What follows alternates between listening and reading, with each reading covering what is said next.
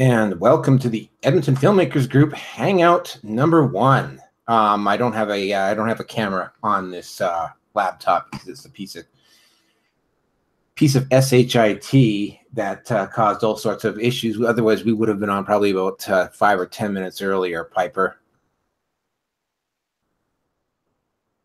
you there? Yeah, I'm here. Can you hear me? Yes, I can hear you now. Go. So, Piper, for sorry, we're actually live already. You want to be you want to go with Takian or do you want to go with Piper? Either.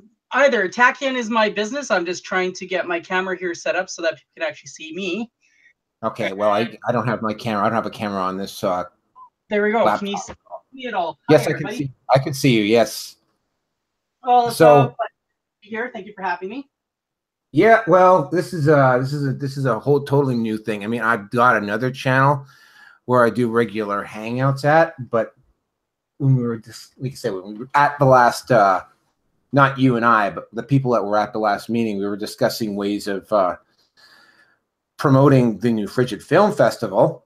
And one of the ideas that came up is, well, since you're doing live interviews on your other on your YouTube channel, why don't you start having hangouts with local creative talent and other local people, like, for instance, Flat Earth and Reiki and all sorts of other people, and just conduct interviews there on top of what you're doing with your other channel.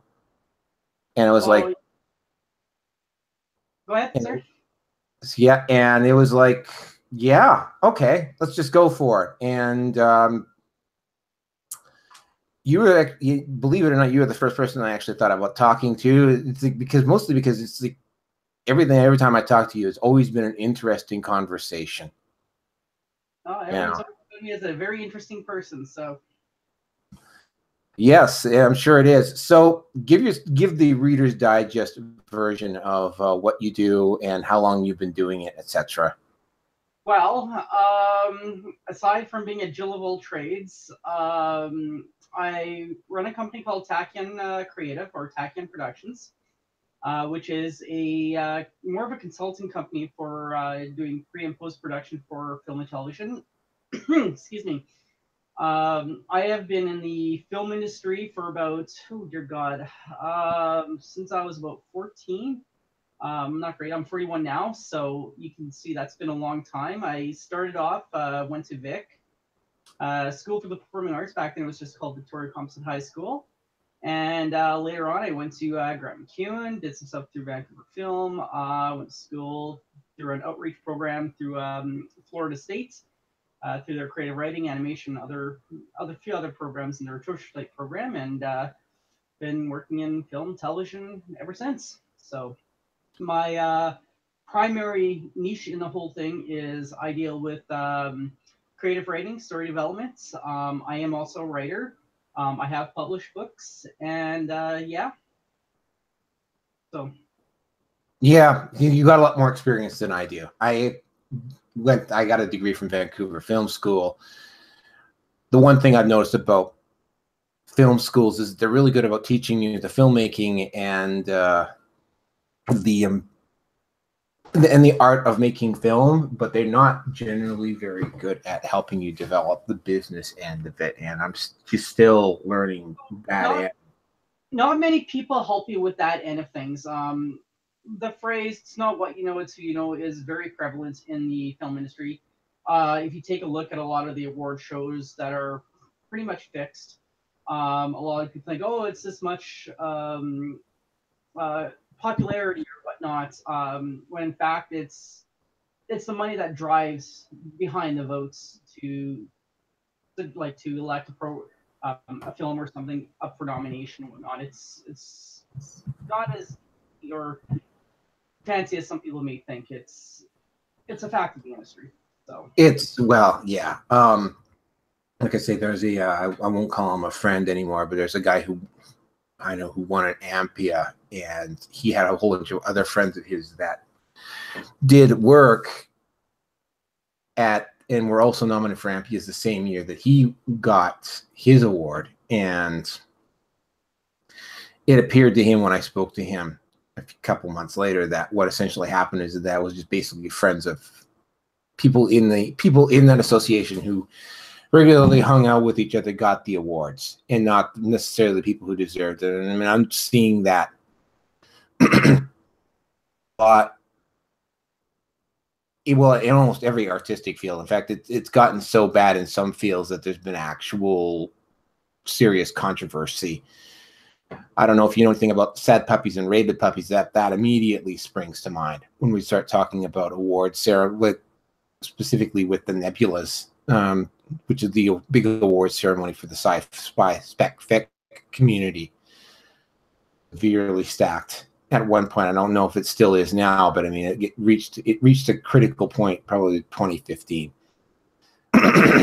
But yeah, so when I talked to when I spoke to various people about this interview, because of the crowd that I run in, a lot of YouTube content creators and so on and so forth. And I just want to get this out. I just want to get this out of the way before we get into some of the meat of what you do. You said you were on, was it the YouTube we talked about the YouTube, you were on the YouTube committee or something like that, the one that designed the new guidelines? I was on that helped look at the new guidelines to content creation, and when I was an interesting selection to get on that, I had kind of inquired initially about something entirely different in regards to doing research on monetization and their guidelines in regards to how YouTube functions, because YouTube actually, Canada and US are operating a little differently, and with the way, if you're a low person, like I'm still just starting out, you really have no way of monetizing your work unless you're very well known.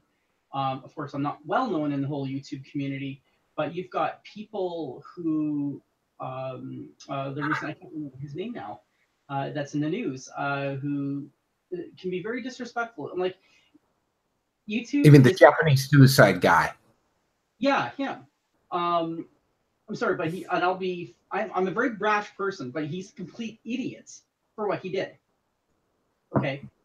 If you're going to publicly air or show something, whether it's on TV, YouTube, or any other sort of video social media streaming, have some respect for other people, man. I'm like, that was just wrong. And when YouTube over the past while was trying to deal with content in that aspect of inappropriateness and whatnot, they made the decision, well, we should review our guidelines and what can we do. This only exacerbated everything and pushed up their schedule a lot faster than other people thought.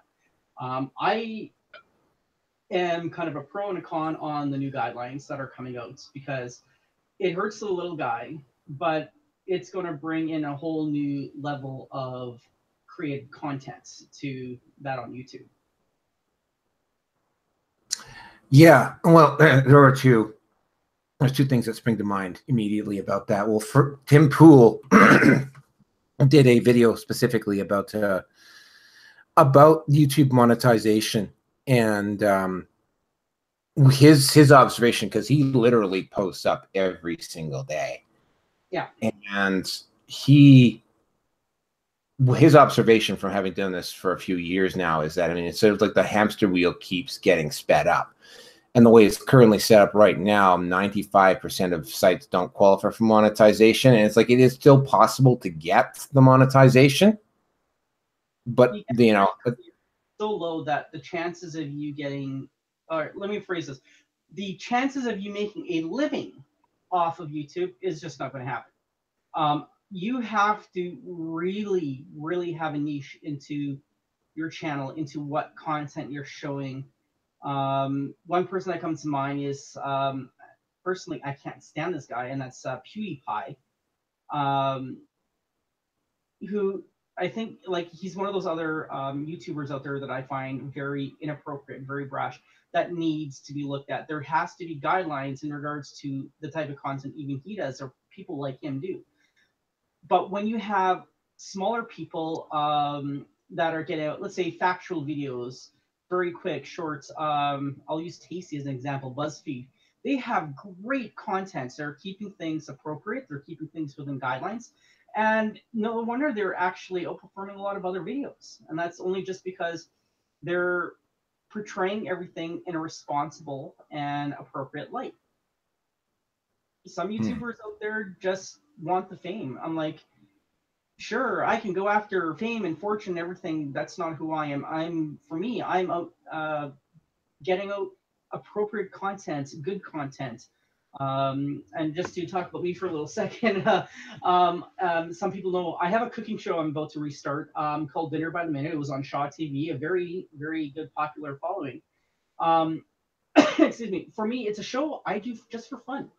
But somebody suggested saying, well, why don't you compete with Tasty? I'm like, hell no. I don't even have the level that they do because they're doing everything short, quick, and simple, but that's what people want, short, quick, and simple.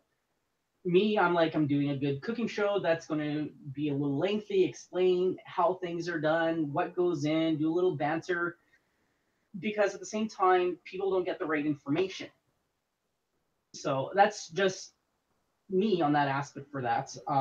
But YouTubers that are out there don't care about what information they're sending out. They just want to say, hey, I'm popular, please like me. I'm like, yeah, they're contest. It's just, if you're going to do it for fun. That's what I'm doing. So yeah. Well, there are ways of monetizing outside of YouTube, but again, it requires a lot of work. What Tim Pool was, for example, I'm like, Patreon is very hard to do stuff. You have got what is that? GoFundMe to crowdsource some things. I'm like, maker support. Yeah, exactly that, maker support. But in the bottom line is, can you make a living off the monetization? Well, here's the thing. I'm like, what are you willing to give up for monetization? In regards to some of my cooking stuff I wanted to monetize and found out that I don't have any control over the ads that I see. Well, what if there is something that goes against my personal view or the show, and it's an ad that's playing while my content is running? Well, I'm stuck with it. So it's kind of a toss-up. Yeah, I know what you're talking about. There's, well, since we're discussing YouTube, I mean, they seem to be very slow at responding to anything. There's a, yeah. Go ahead. Oh, no, I was just going to say everything is. Whenever you have something like that, they're always slow. I'm like, look at Facebook. I'm like, it takes them a long time just to correct stuff that if you see inappropriate content 3 weeks later, oh, yeah, now we've looked at it. When it's now been buried so far in the newsfeed, nobody cares. Yeah, I know that feeling. I've had that. I've had it. I don't do a lot of flagging, but there actually I did have to flag somebody yesterday for posting something up on that showed up on my feed. I really didn't. Yeah, I didn't. I found the image. I mean, I've got a very broad sense of what I'm willing to tolerate. This one was going just a little bit too far even for me. So, but yeah, like I say, there's yeah, YouTube's is really slow at responding. I was just watching a video just before I came on with you from the quartering, and he is dealing with a huge, well, let's just say, you know, there's an there's an issue with Wizards of the Coast, and they're going through the same thing right now that Gamergate and the Spec Fit community and something that probably the film community is going to be going through, where it's reached the point where it doesn't seem to matter so much about the story or actually having fun at the game. It seems to be more about sending out a political or social message. And I mean, that's not necessarily what I watch television or go to move films for. And specifically when it comes to Magic the Gathering, he started getting into really serious trouble because Magic the Gathering got a lot of teenage boys in it. And there was a large number. Yeah. There were, he exposed several judges at Magic the Gathering tournaments who turned out to be pedophiles. Ooh. Yeah. Wizards of the Coast has been extremely slow in responding to it. He's also not a very politically correct guy. He's very outspoken about, again, Wizards of the Coast has chosen to take a social stance as opposed to just putting out a game. Yeah. And he's really critical of that. Yeah. And he's had his YouTube site mass flagged and whatever. And basic thing, it's you know, he's having a hard. He doesn't qualify for monetization, and he's having a hell of a time because he's been victim of mass flagging campaigns. He's having a hard time getting copyright strikes removed at this time because YouTube is slow to respond. Well, yeah, which is actually kind of funny because for a lot of the stuff I've done on my own stuff and as well for others, when you do songs, they actually have a bot, a computer algorithm that'll listen to a song or something, tell you if it's copyrighted or not. Because I tried doing promotional videos using, yes, I've used copyright music, but I had the licensing and the royalties to use that stuff. But Facebook's like saying, hey, we're sorry, we have this. So I've had to go through like weeks of fights just to get things cleared out. And by the time I got them cleared out, it gets to the point of what really is the point. So now what I do is instead of sourcing copyright stuff that I can get access to, like First Com online, which I get a lot of my stuff from now, is I also look at going more local. I've had the very fortunate benefits, just if you don't mind me doing a shout out to Olivia Rose, who helped compose and write and hosted a documentary I did.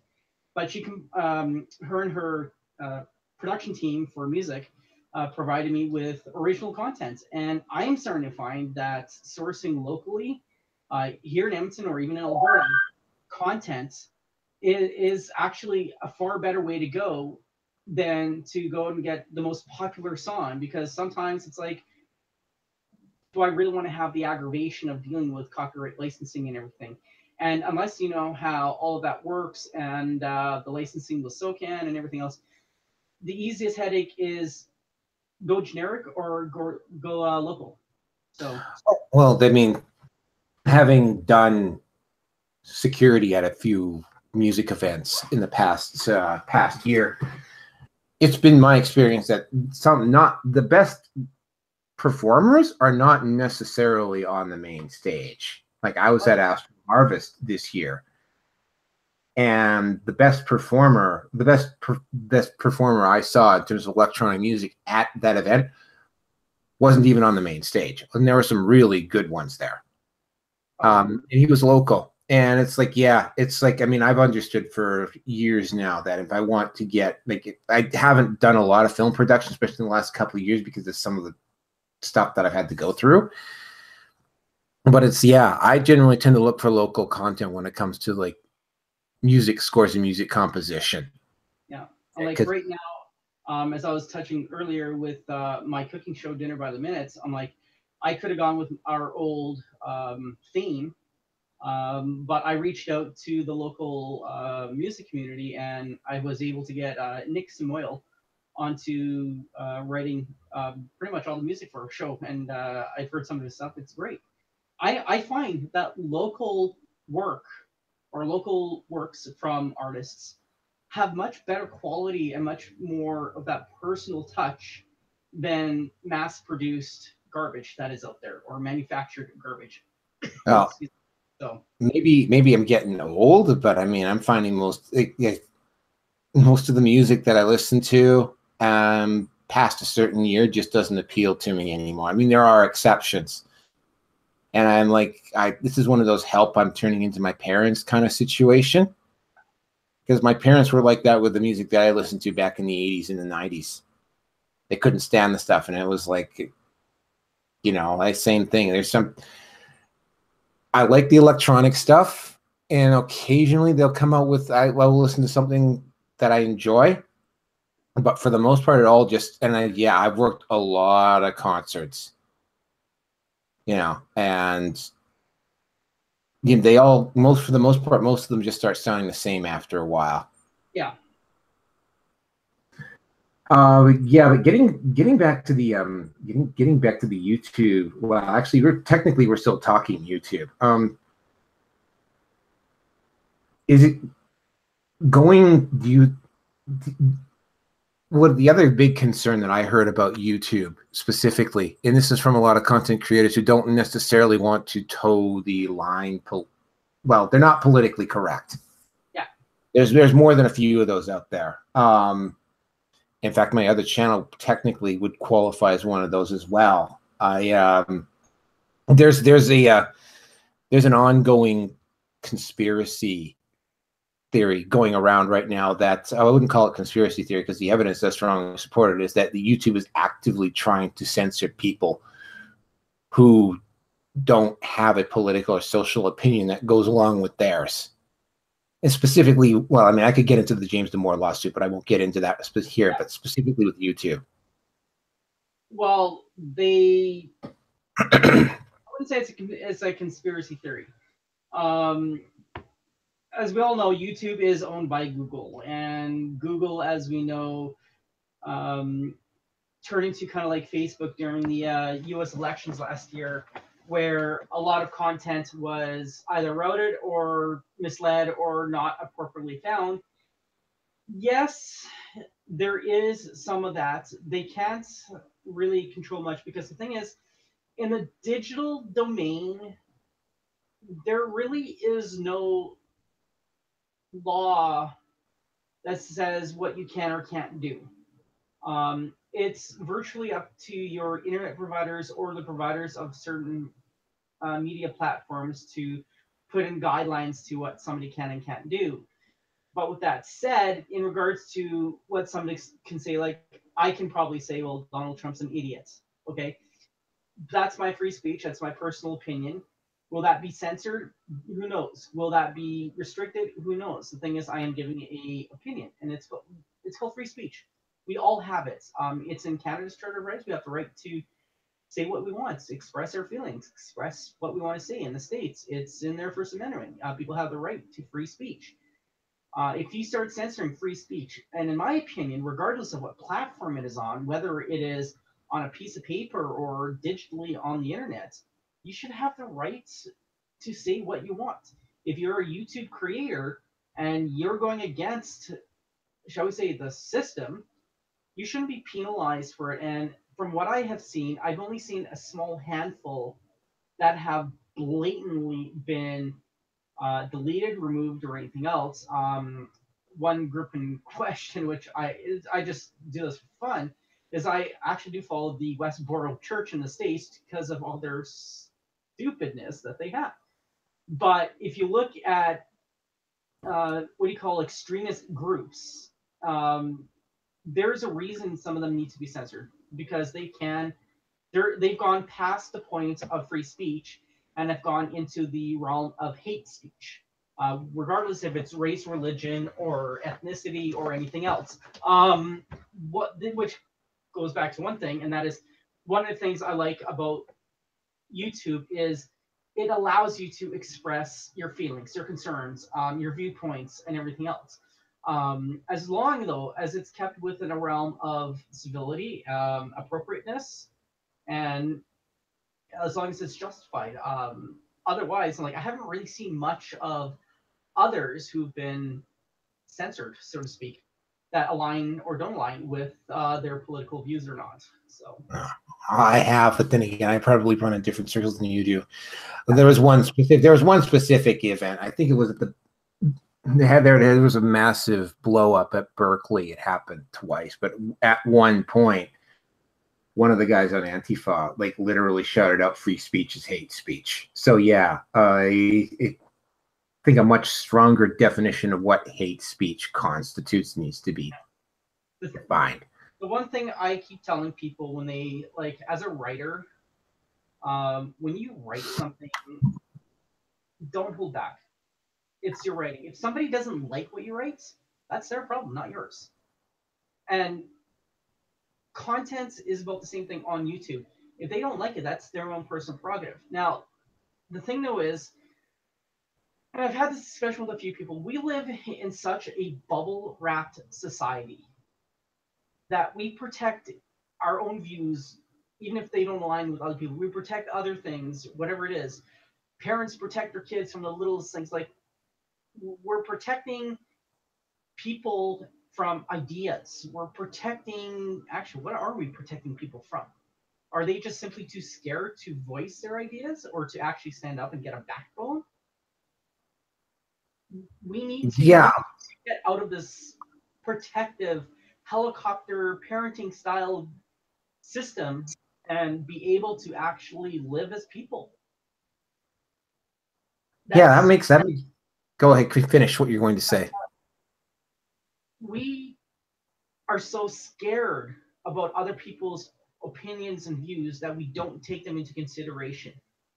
And I'm going to touch on a very political thing here, very harshly here, just because I have friends that are being faced with this and an organization with this. I won't say who they are, but Justin Trudeau's latest debacles, I like to call it, in regards to summer job grants, where if you are either pro-life or pro-choice, I can't remember the whole thing, but if you're one side, you no longer qualify for the grants. Which I think, well, if that's the case, then you should just blanketly not give out the grants at all. Either you give it freely to everybody or none at all. Not saying, oh, you must be this type of political side or we're not going to give you a grant. Because at that point, you're not just hurting people or the markets, you're hurting yourself in regards to the type of reputation. Like, who's going to trust you if you start telling people how they live and how they should make choices? Yeah, exactly. I know exactly what you're talking about. I think I've even might have even heard of what you're talking about.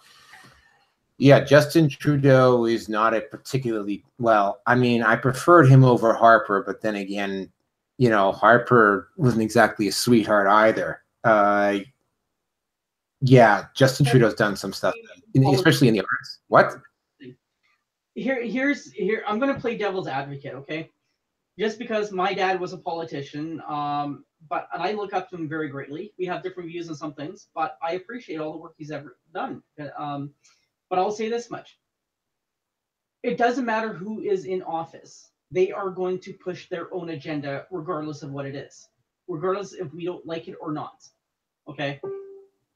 The NDP, for example, are making a lot of bad mistakes right now. But at the same time, you can tell that they are trying to do it for the good. The question is, how do you define a party that says, oh, we're going to act for the people, when in fact all they do is sit on their butts and beak about stuff not getting work done? It doesn't matter what the party is. It's whether or not that group of people are actually going to get the work done. There's never going to be a full agreement. It doesn't matter if if the government's having a majority or a minority. You're always going to have a group of people that are not always going to agree, and the government cannot fix everybody's problems. Yeah, oh, absolutely. Fix the problems. If you want a problem fixed, either, in my opinion, fix it yourself. I'm like, I have certain other issues with the industry. Well, what are you going to do? Well, find a way around it, or find a different way of doing it. So, yeah, hence me and YouTube, right? Yeah, it's. I'm like, if you're not going to like the way YouTube runs things, let's say, for example, speaking, I'm a YouTube content creator. Okay. Oh, great. YouTube just changed things that's going to screw me over. Well, there goes my YouTube. Well, here's the thing. Don't post on YouTube. There's other places like, was it Dailymotion, Vimeo, off the top of my head that I can think of. But yeah, YouTube is only just because it's popular. But if you want to do your own views, make a website and post your own video. At that point, you're exactly. And self-market. Exactly. Yeah, so that's pretty much what I'm doing now. Amazon is apparently getting into it. I don't know whether it's going to happen or not, but it's kind of curious to see which direction Amazon takes it. But getting back to the filmmaking part and about grants, one of the big complaints, one of the big issues that I've had with the National Film Board of Canada is because they almost everything they've got seems to be the stale, watered down, safe content that's really not particularly interesting for the most part. Well, you got to understand that, to play devil's advocate and support them, although I agree with your stance, they are governed by a very, very fine line and a strict set of rules and guidelines to what they can fund and develop for cash. I'm like, if you're creating a reality film and asking the National Film Board for a grant, good luck. But let's say, oh, hey, I'm going to do a documentary on the conservation of the ecosystems of Sable Island. Hey, then all for it because it's a document. They are pro documentary, from my understanding.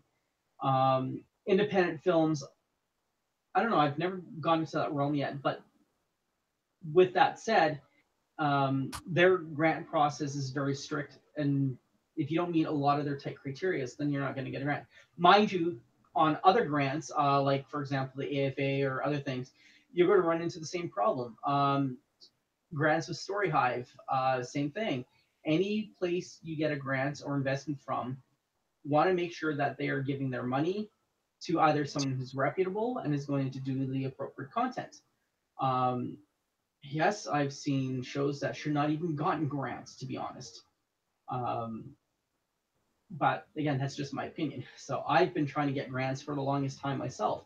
I have yet to ever get a grant.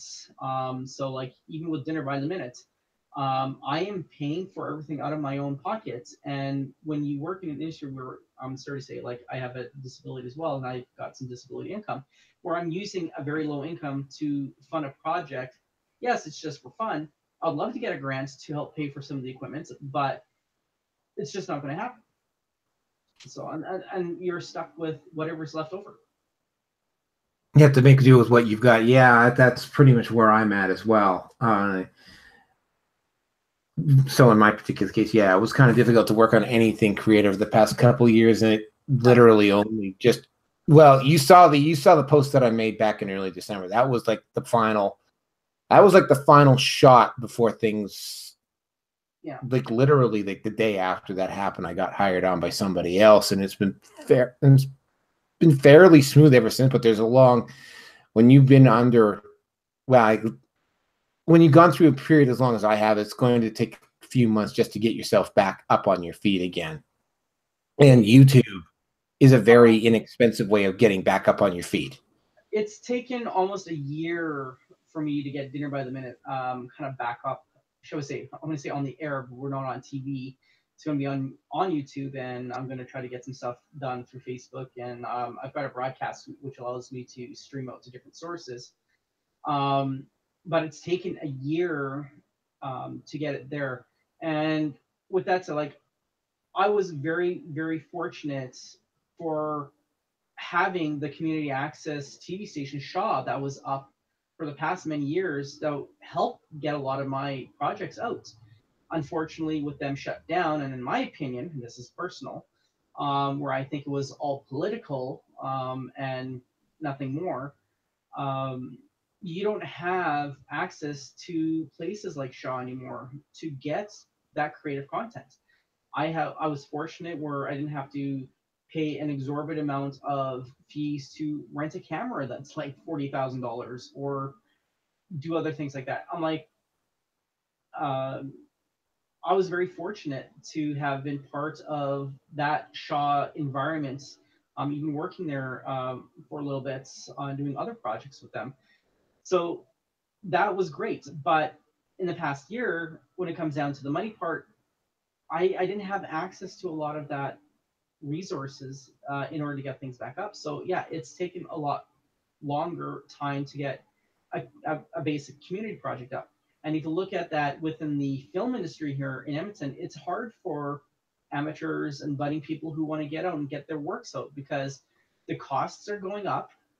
It's harder to find people because people are starting, and it's just opinion again, are getting greedy in regards to their services, their time, and everything. Well, I'm worth way more than this. I want this much. Well, do not be lucky with what you can get. I'm very fortunate.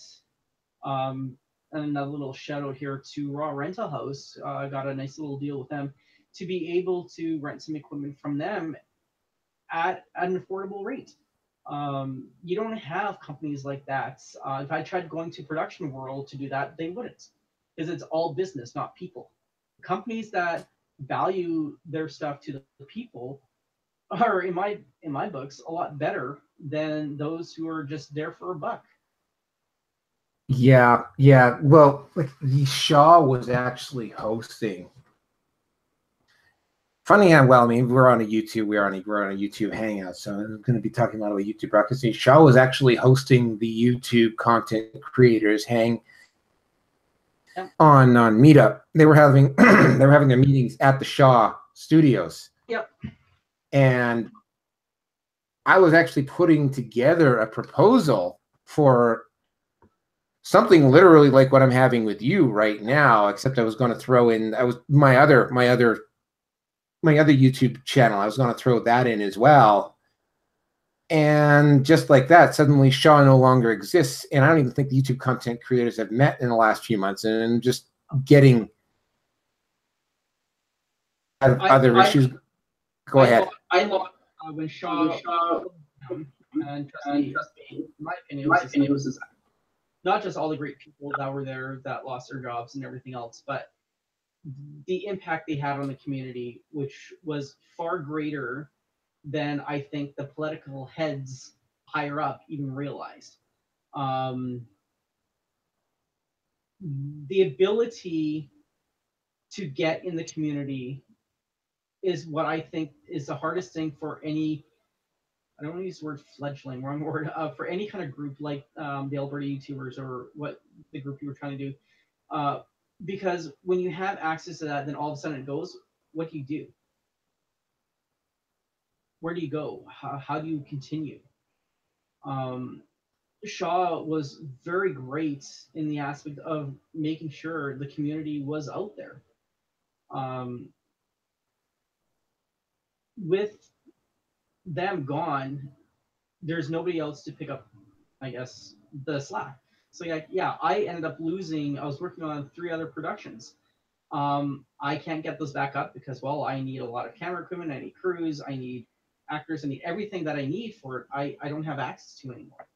And I think with, for example, Alberta YouTubers, that unless you can actually get a really good sizable budget, it's going to get harder and harder to get content out there.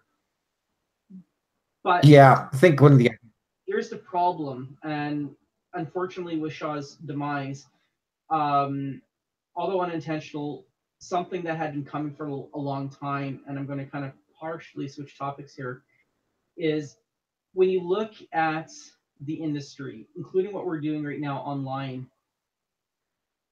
the media industry is tanking incredibly. I was at Shaw when I heard that CTV had massive amounts of layoffs, and all of a sudden Global and then other places across Canada having massive amounts of layoffs in the media. Now to find a media job, whether or not you're a shooter or a reporter, is literally, it's hard. It's extremely difficult because everything has now been switched to online. People can now do their own stuff, grab a phone with the camera, go out and shoot, and there you go.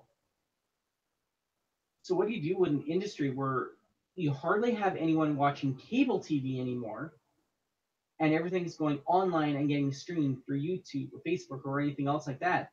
Well, now you have to switch. Well, now you're losing money because now you have to worry about your media buys, your ad buys, all that other stuff to help fund everything. So if the funding is no longer there for TV and it's going to go on the internet, well, it's going to be a lot cheaper than TV. So of course you're going to have community places that do television shut down. You're going to have a lot of places get shut down. And part of that is because of our incessant need to ingest media and content at faster rates. We don't want to wait 5 minutes. We want it now. And that's, I think, is part of the problem. Is it's society that we want more of that content, but we want it faster. And now we're getting greedy with it, and it's starting to affect people who actually work in the industry, and they're losing jobs. Oh, well, I mean, Vice TV just lost their funding. I mean, don't get me wrong. I was not. Vice was okay a few years ago when they were really covering some really human rights related issues, and they were doing a lot of foreign, like covering issues that were happening outside of North America that really were hard hitting and investigative. Yeah. But they bought the farm when they just switched over to following just strictly politically correct content, and like they took a side, and unfortunately for them, it ended up being the wrong side. And Vice TV, apparently, I just put an article up at my blog that I saw from a site, the Daily Caller. Vice TV lost $100 million in funding, so they're effectively dead. Oh yeah. The minute you change your viewpoint to where you're getting your funding from, say goodbye to it. I'm like, yeah. You're going to run into that in the next couple months, years, to more stuff. If you're not aligned politically, religiously, or whatever it is, to where you're getting your funding from, don't expect it. Because, mind you, I think at the same time, that's also been like that for decades as well. I'm like, if you're, how would I say? Okay, yeah, as I said earlier, I'm like, if you're trying to get funding to do a documentary through the National Film Board, well, you have a good chance. If you're trying to do a documentary through, let's say something that doesn't agree, let's say a political organization, you're not going to get it. Everything is turning into a very one-sided world, unfortunately. If you don't agree with, I'm like, actually, talk about this. I had two friends that were great friends with each other, different political views, never had a problem until more of the stuff started coming in the news. Now they can't stand being around each other. Oh, every election cycle, I always lose about half a dozen friends. Oh yeah, mind you, I think every election cycle everybody does. So I would consider myself to be center left, and it's although, yeah. I would have voted third if we don't live in the United States. Of course, we live in Canada, but it's like I would have voted third party if we had been living in the U.S. I didn't particularly like either of the candidates, but yeah, I lost friends on both sides. Although, see, right, I don't. When it comes to politics, I don't follow the person. I follow the platform. There are a lot of things, like, I'm probably going to get a lot of slack for this, and people are more than welcome to troll me for this, but there are things that I agree with the PC party on, here in Alberta and federally. There are things that in the Liberal Party on their platform that I agree with. Same thing with the NDP. Almost a lot of different parties in Canada have viewpoints that I agree with. On the flip side, they also have a lot of things I don't agree with. I am against the legalization of marijuana and pot. Okay, I can't stand it. I think it should be criminalized, but that is my viewpoint. I believe that the arts community needs more funding. I'm like, pulling away so much funding from the arts, it's what keeps us happy and entertained. Without that, everyone's going to live in a drugged up society. Okay, I am for the taxation of, shall we say, sin tax. So like cigarettes, booze. I don't mind paying the higher stuff if I want to go and buy a bottle of scotch or something.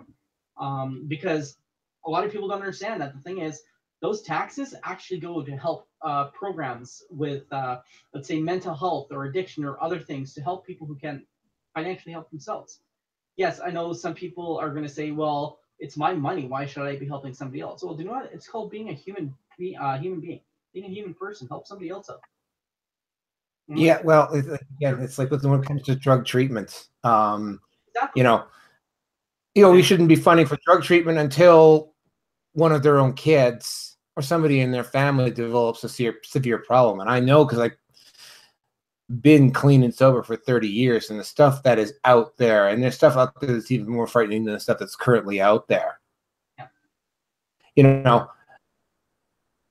Just nasty. Yeah, it is. Pot is just the tip of the iceberg, and I don't have an opinion on pot one way or the other. My personal view on marijuana is that there is harsher stuff out there. I know a lot of people in the recovery community. They get very few people in their treatment centers that are actually there specifically for pot abuse, although I have encountered a few. Yeah. Sad. and it's there is much more dangerous stuff out there. That being said, at the same time, the way it currently stands is that organized crime gets their seed money first by the grow up operations that they've got, which they flip over to buy the harder stuff. Yeah. So yeah, I also understand that point. So it's sort of like, and there's also the war on drugs situation that's going on in the U.S. where I think they're keeping pot illegal down there just to simply justify that system. That's just my opinion, but we're kind of getting away from the main topic here. Yeah, but yeah. So this is the next issue. This is the one that was really fascinating to me. You have read the script for the last Star Wars episode. Yes? Yeah, I got the lucky chance to do that. I can't divulge anything. I can't say anything about it, but it's going to be very interesting end. Okay, well, I don't necessarily want to know the details. So people are going to be pissed. I will ask this. Please tell me that it's not a stale, corporatized, safe version like the previous two that I have encountered. It's Disney. That's all I'm going to say. Okay, that's pretty much what I had suspected. So, I'm like, for those who haven't seen the latest one, it was, how do I put it bluntly, crap. I enjoyed the first three, which was actually 4, 5, and 6. The prequels were not either that great either, and I'm not a fan of the new stuff coming out. The only one, let me phrase that. Rogue One was well done. The Force Awakens, not so much. They're butchering canon, in my opinion, and not following a proper storyline. And the reason being is, well, let's just get into that little heart of it. The storyline sucks. The writing is lack at best, because they're pumping more money into best CGI, sword fight, and all this other stuff. Well, do you know what? No, I'm like, if you don't have a good story, why even produce something to begin with? But this is Hollywood for you. They're going to go after the fastest and best way to make a buck so that they can keep producing more garbage that's out there. And don't get me wrong, I like a lot of the stuff coming out of Hollywood these days. They're doing a lot of great things. La La Land was incredible. Ladybug was incredible. Justice League was really well done. Molly's Game was really good. I liked Molly's Game. I saw it was the last one I saw. It's well done. But Hollywood is recycling too much. There has to be a point where people are going to say, okay, I've had enough of Friday the 13th Part 20 or Twilight, let's reboot it again. Example, I'm a big Star Trek fan, but I have not liked the new Discovery coming out. Definitely don't like it. Heck, the Orville is way better. I'm probably going to get flack for that too. But no, you're not gonna. Not from me. You're not. I've seen the Orville. It's much better. I've seen only one episode of the new Star Trek. The Orville is much better. Hollywood is losing touch with good stories, and they're starting to become few and far in between. The last movie that I saw that had the most incredible storyline, the Grand Budapest Hotel. Well done film. I thought it was incredible. The worst film that I have seen to come out, which I thought was like pure trash, and thank God it didn't hit theaters, was probably the sequel to Skyline. Not the greatest thing in the entire world. Skyline had some potential, but yeah, they kind of botched on that one. Yeah. I liked Pacific Rim 1. I am anxious to see what they're going to do with the second one as they come out. There's just so much that they're looking at doing that they have to take a look at, like, why are we even bothering? Let's take a look at Avatar. Great cinematics, great concept, bad story. Yeah, you won't get any argument from me there. Liked watching it. Story was a little bit flat. Also, the fact I just got to add something else too. James Cameron isn't exactly the most beloved guy in Hollywood. I knew some people who worked with him when he was doing Dark Angel in Vancouver. He apparently seemed to think that the rules for television didn't apply to him as a film director. And he was so far behind. Apparently, again, I'm only getting the second hand. Yeah. But he was so far behind on the production schedule. They actually basically just killed the series because he was just so difficult to work with. I mean, and it was a good series, but it was taking too long to shoot. Yeah.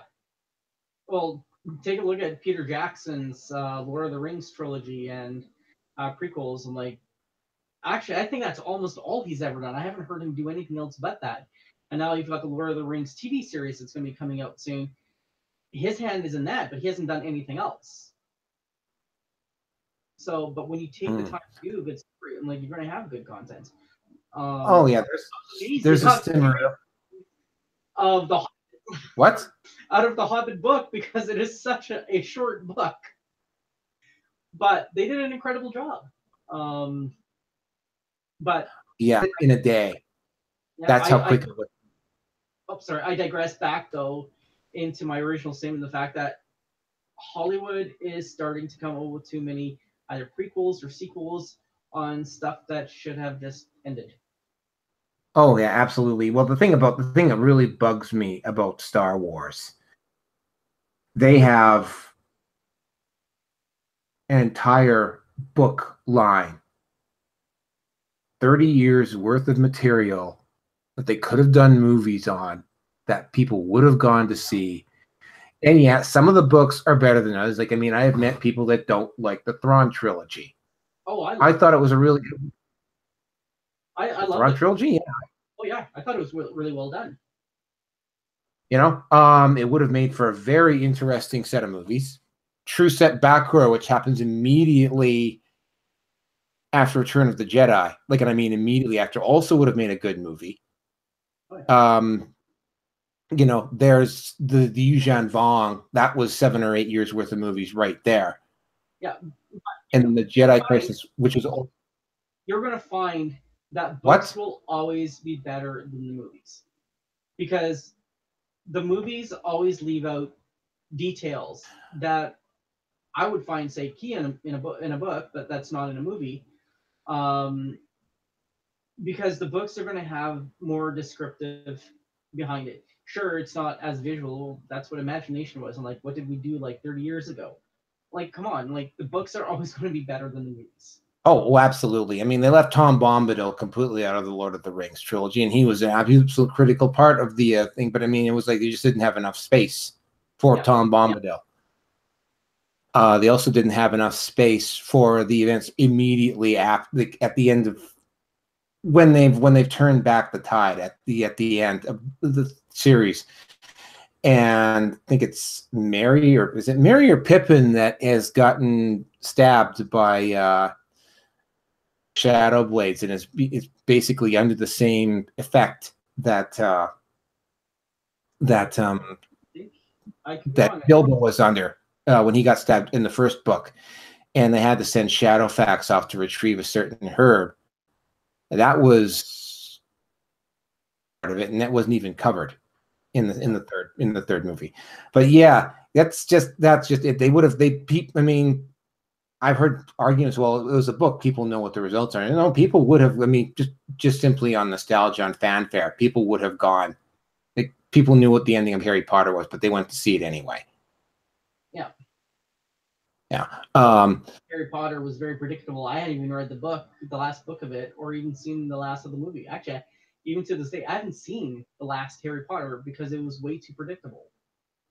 And I will also say, in a small sense, screw you to the online community for divulging the spoilers that's the one thing about technology I hate the most, because it's like times it's like, okay, well, I don't mind knowing what the ending is if it's going to be crap, but at the same time, it's like, don't tell me the ending because I want to find out. The thing is, once a movie comes out, it's like, hi, you're standing in line, somebody comes out, oh, this happened at the end. Well, then what's the point of even seeing it? And that was kind of what happened in the last part of Harry Potter. Is like, I'm like, oh, this one's not going to be good. It's going to be the ending. Let's see what happens. And people came out and saying, oh, here's what happened. This, and this. I'm like, forget it. I'm not going to watch it. And I haven't actually. I still to this day haven't seen the last Harry Potter.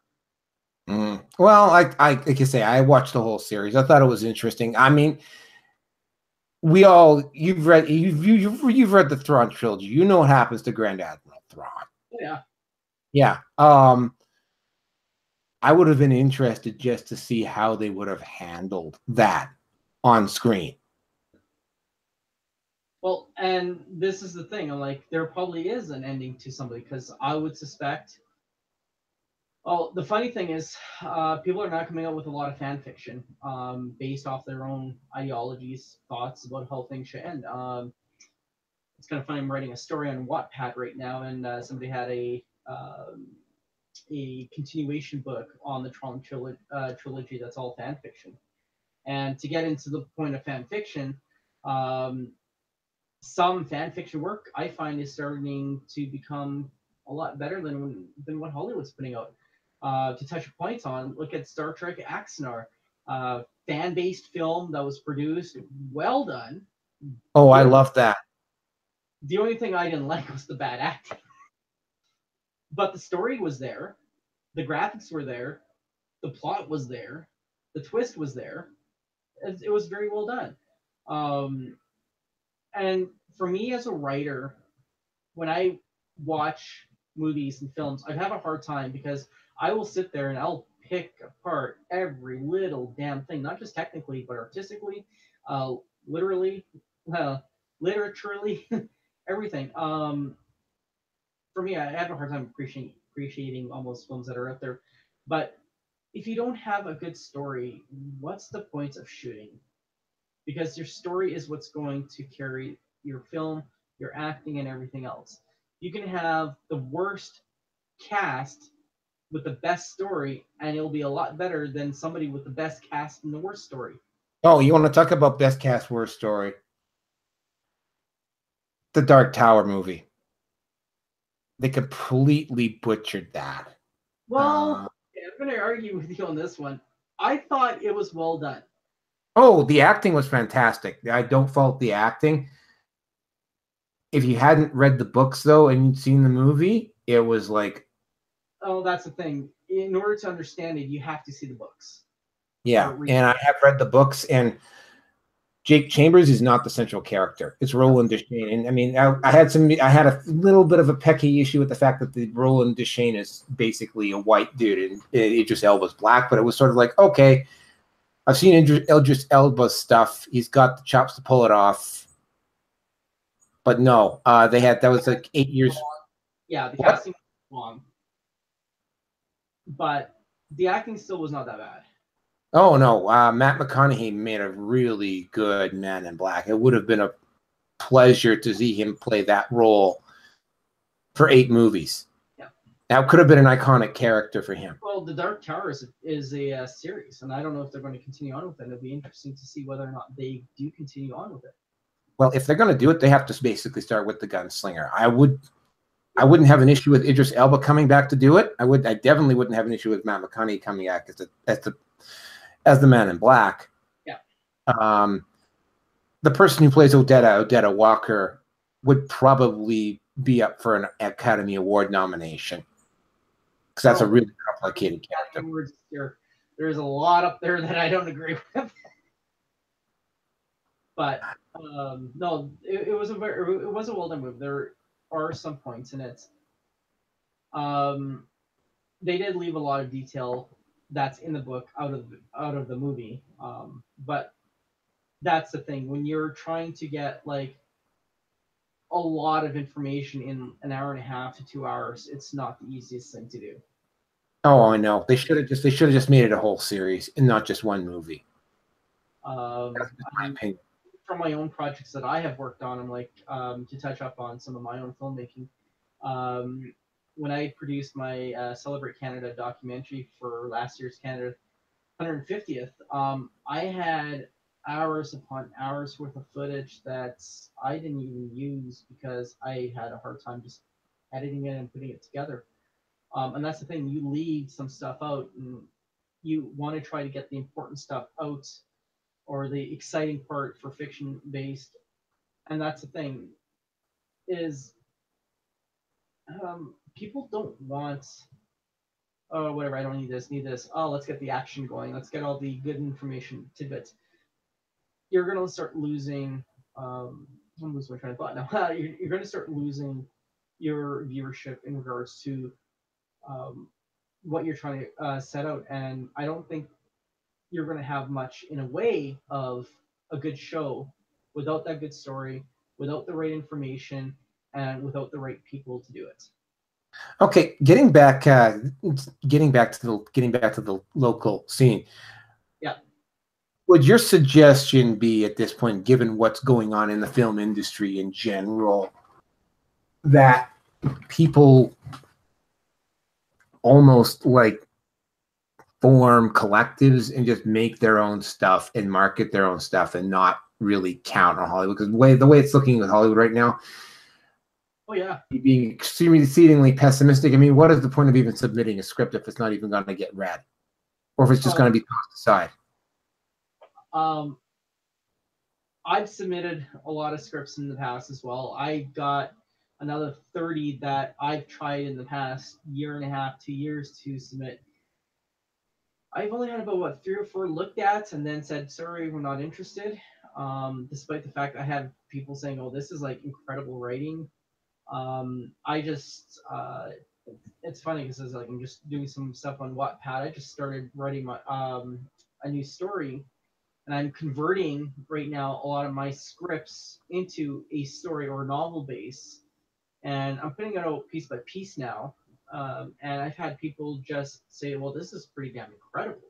Like, you should make a movie off this. I'm like, oh, yeah, no, been there, done that, try. Not going to happen. But to get to your query about forming a collective, Edmonton is, well, one, Edmonton is more seen as the horror capital for film because more horror is produced here in Edmonton than almost anywhere else in Canada, from what I've been able to find. And on that at all. There's a reason why Edmonton is called Deadmonton, is primarily because of that. But the other thing is, we have the worst track record for bringing in film, and locally, I am actually glad and impressed that someone I used to work with back in the 90s when I worked on Mentors that was here in Midwest and whatnot. Josh Miller's taking over the Edmonton Screen Industry Office. It's a great move. He knows what he's doing. I foresee good things happening here in Edmonton, but the question is, there also has to be the right mix of people to get stuff out.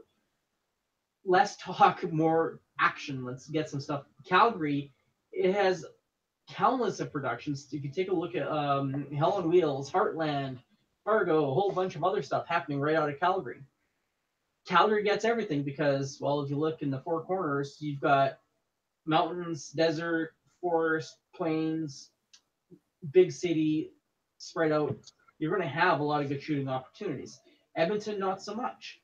And I think the one thing locally is you have to find out, why is film not being done in Edmonton? What is it about Edmonton that is not attracting people to shoot?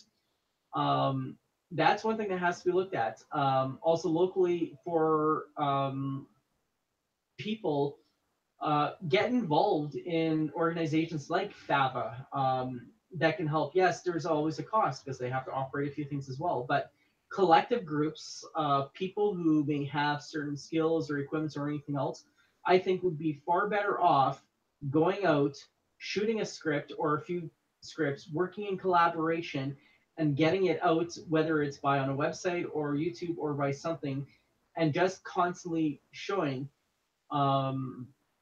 their works is going to be a lot better than trying to pitch something to Hollywood, which is like winning the lottery. Oh yeah, it is like winning the lottery. I mean, that was essentially that what I wanted when I formed EFMG back in 2010, before everything just hit the shit hit the fan in my life here. One of the things I wanted to do was I just wanted to put together a group of filmmakers on this particular site and just it didn't necessarily have to all be all me, but I mean just constantly putting stuff out. And I know how to, I hate to say the word, spam various websites so that the stuff gets seen. And if you do, like I say, if you're saying in constant, like with YouTube in particular, and probably if Amazon gets on board, then they will probably be running the same type of system there. If you're putting the stuff out, if you're constantly putting the stuff out, you will get viewership. And if people like the content, I mean, yeah, especially we can't necessarily rely on YouTube, but you can definitely have sites like Patreon and Hatreon and maker support, and you have your own independent website where you can have subscriber fees, and there's also merchandising as well. Some YouTubers actually do go that route. Yeah, there are ways of doing it, but it requires a consistent plan of action to do it. And I'm only just now, like in the last month or two, just starting to get that back up and running again. So, getting a bunch of filmmakers on board and making sure that we have consistent, regular content, I think is probably the goal here. And I mean, for right now, what I'm doing is the film screening. I'm still, by the way, accepting submissions for that. You can submit pretty much anything there. But yeah, that was essentially the idea I wanted to go with. I mean, it was like, yeah, relying on Hollywood is like, yeah, it's like winning the lottery, and you don't base your life on winning the lottery. In fact, I don't even buy tickets. To be able to market what you're trying to do. For me, I've been in this industry for a long time. I feel kind of more of a old war horse, kind of being put out to pasture because I can't keep up with technology anymore. I'm still learning how to do online streaming as opposed to the old stuff where it's like, here's a camera, go out, edits. I remember working the whole reel to reel days. Oh, I remember those as well. Yeah, I'm like, it's how I kind of started. The problem is when you have an older generation trying to keep up with the newer generation, it's going to get a lot harder. And I think by collaborating young minds with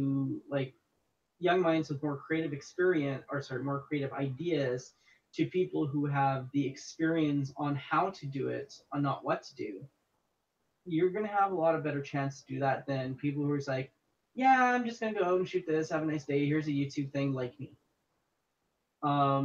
You have to be in the industry for the right reasons. I remember an old instructor back at Grant McEwen telling me that if you're in the industry for the wrong reasons, you're not going to make it.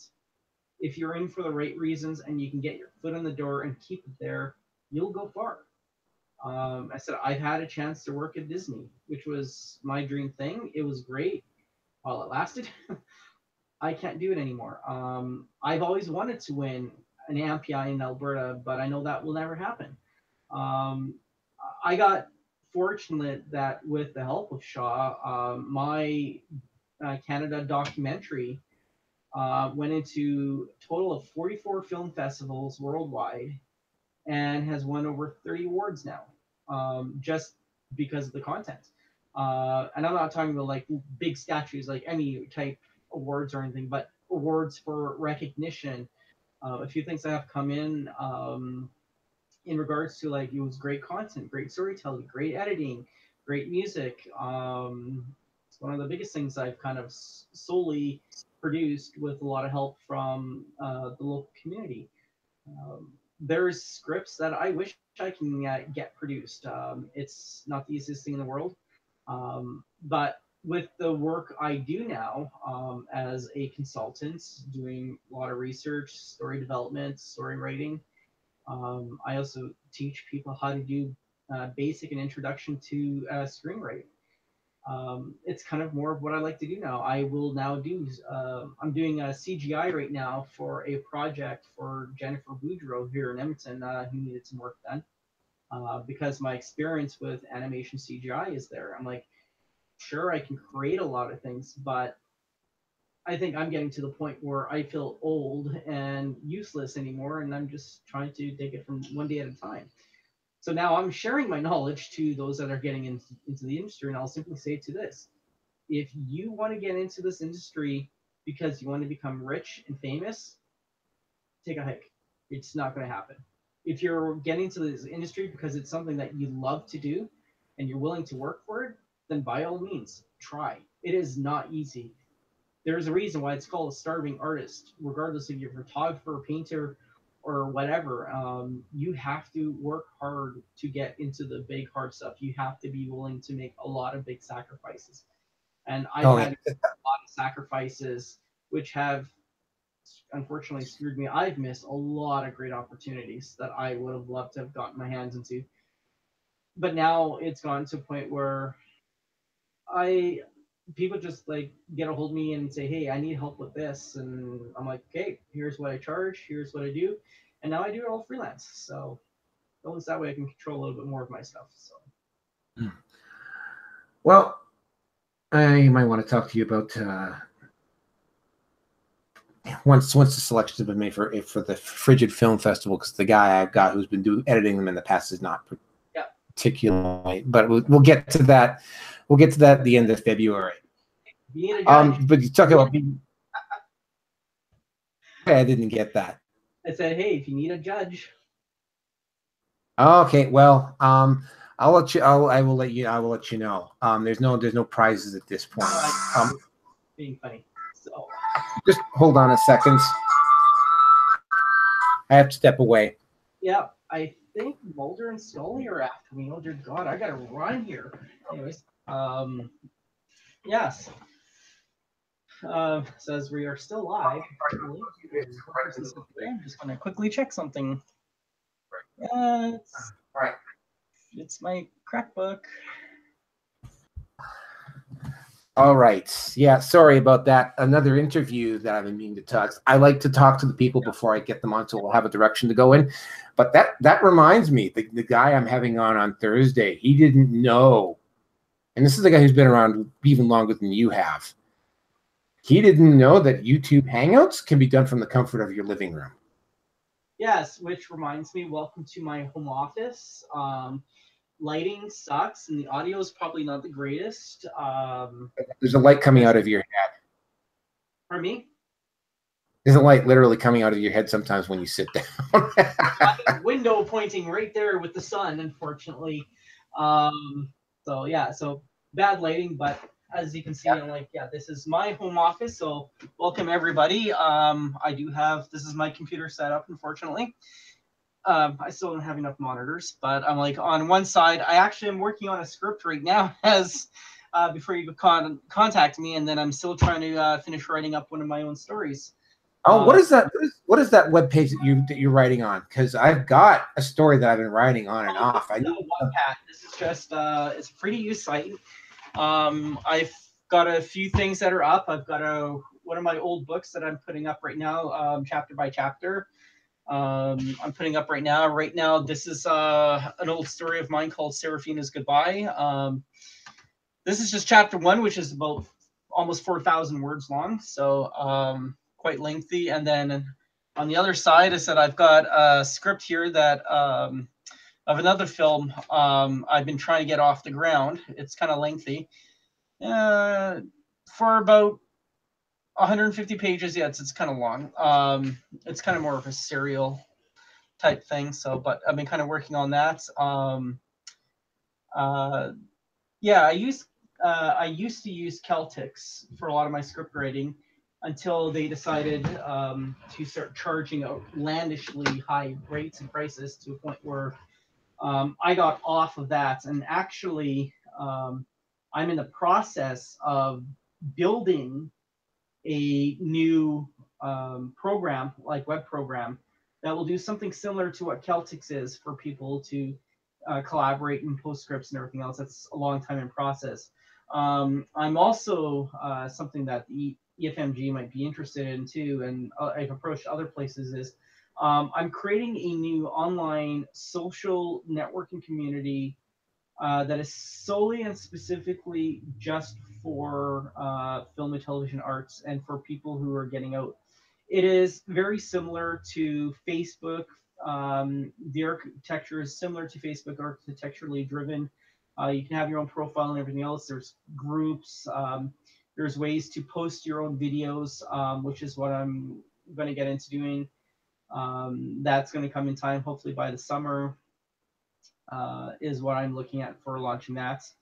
And yeah, so that's where I'm in right now. And I said, like, this is just one of my stories. And I've posted one of my books already on Facebook for people who want to go into. So if you're on Wattpad, Wattpad. Yeah, Wattpad. How is that spelled? WATTPAD.com. So yeah, maybe send me the link for that, because that sounds like I mean, I'm not very happy with what Celtics has been doing either, by the way, although I wrote all my scripts on Celtics up till now. So yeah, I transferred all of my stuff in the meantime from Celtics to my Google Drive, and then I'm just using my own stuff to do everything.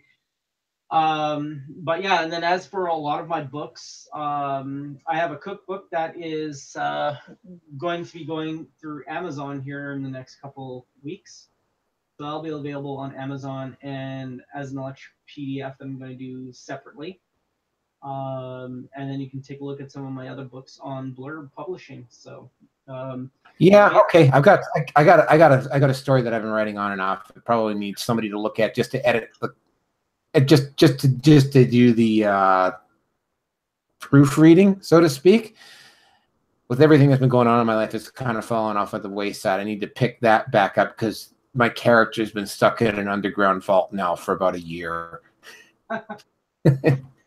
No, my characters are just starting to get back up onto my stuff, and since I got a little bit more spare time right now, I'm just kind of working on my own scripts right now. Since I don't have anything else I'm working on, I just finished doing some stuff for a few shows around, just some basic consulting and story development, and that's about it.